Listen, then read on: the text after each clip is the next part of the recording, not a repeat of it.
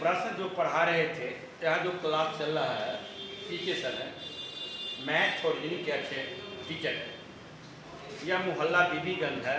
मेरा कोचिंग पटना में ही चलता है, जानते ही है। एक 8 साल से इधर आए हैं।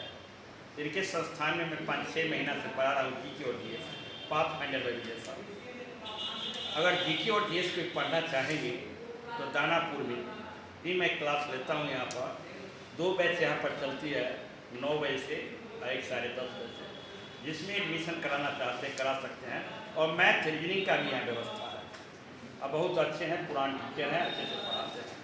आज मैं जो चर्चा किया, मल्टीफेरियस क्वेश्चन पर चर्चा किया। देखिए बच्चे सब कितना कमज़ोर होते हैं। इलाका है पूरा गाँव, बच्चे सब कितना कमज़ोर होते हैं। मैंने पूछा इधर पूरा लो ना बढ़िया से, ठीक है तो नाश्ता है, ये सब तो धीरे धीरे लो ना। आ गया यहाँ पर हंसता है। अब इधर मैंने इसको पूछा कि दक्षिण अमेरिका का चिली कहाँ पर है, तो कोई बोलता है ब्राज़ील, कोई बोलता है कुछ समझ में नहीं आता। बहुत आसान क्वेश्चन है, न्यूली लड़के हैं, लेकिन ज्योग्राफी हम क्लास नहीं लिए हैं यहाँ पर, एकदम सब न्यूली है। तो बउआ कहता है से है बउआ।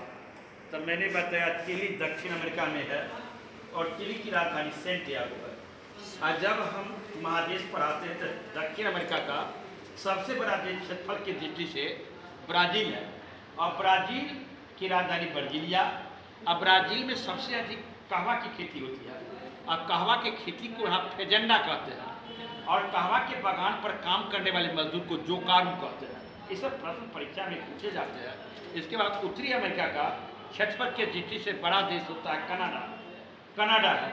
तो समझिए कोई भी लड़के को पढ़ना पड़ेगा तो मैथ जानना जरूरी है। वर्ल्ड में महादेश के विषय में जानना जरूरी है। कौन देश किस साइड में है, चिली का है, ब्राज़ील का है, साउथ अफ्रीका का है, फ्रांस का है, चीन का है, ताइवान का है, यूक्रेन का है। मैथ को देखना जरूरी है। कोई भी जीएस पढ़ेंगे तो ज्योग्राफी में मैथ ही होता है। बच्चों की संख्या हालांकि यहाँ पर कम रहता है। पटना में तो 200-300 का बैच चलता था, 500 का बैच चलता था। लेकिन कोरोना के बाद बच्चों की ऑफ आने की संख्या कम हो गया। कारण कान में क्या लगाता है, हम तो पुराना आदमी हैं, कान में लगाता है, क्या करता है कान लगाने वाला क्या? एयरफोन। अब मोबाइल का जमाना आ गया, लड़का सुनते रहता है ऑनलाइन में 50 रुपया 100 रुपया में, और ककड़ी के खेत में घूमते रहता है। ककड़ी के खेत में घूमने का तात्पर्य मेरा समझ रहा है, वो भाषा का हम यूट्यूब पर प्रयोग नहीं कर सकते।